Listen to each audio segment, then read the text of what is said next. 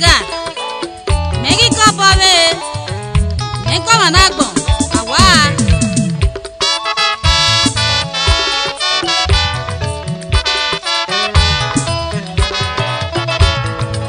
Mamio saga megi go bobe ten Mamio saga o megi go bobe Mamio saga igi go bobe Mamio saga o megi go bobe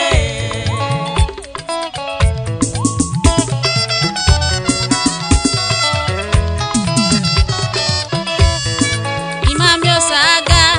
igi go bobe ten Mamio saga o megi go bobe Mamio saga megi go mawe awa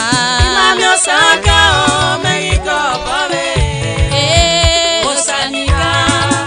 euyeme obame o palakwe baba o adege ugbe omo megi lo Mamio saga o megi go bobe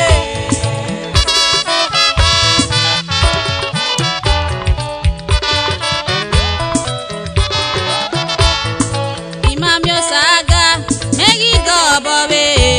ten Mamio saga o megi go bobe Mamio saga megi go managbon awa Mamio saga o megi go bobe Osanika euyene obame o palakwe baba o adeye ugbe omo megi lo Mamio saga o megi go bobe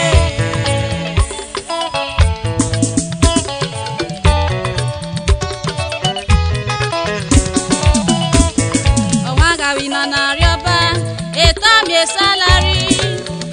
agago so etare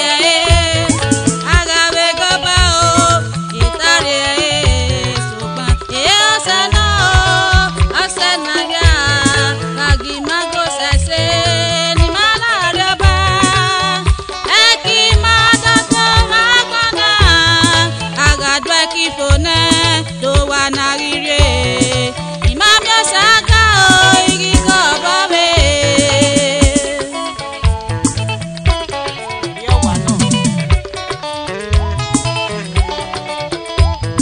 Omaga wina na rioba etami salary agago so etare agabe go ba o etare sopa osana osena ya lagi mago sese ni mala rioba eki madado magbona agado ekifone do wana rire Mamio saga o igi go bobe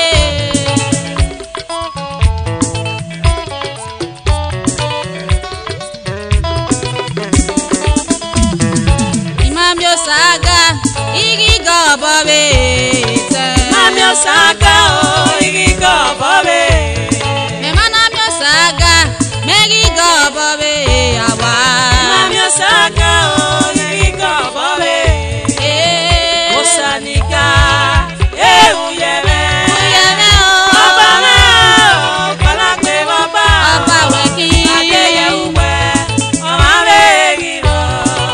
Mamio saga o megi go bobe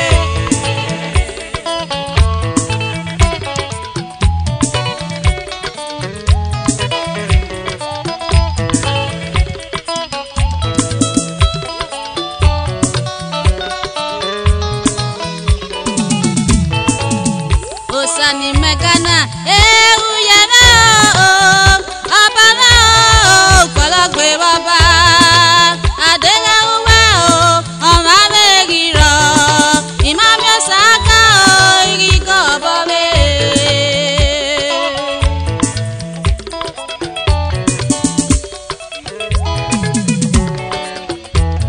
Iwe osani megana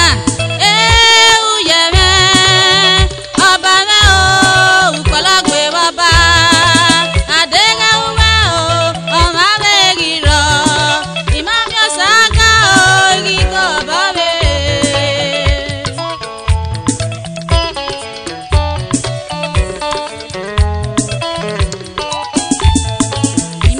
osaga megi go bobete. Mami osaga o megi go bobe.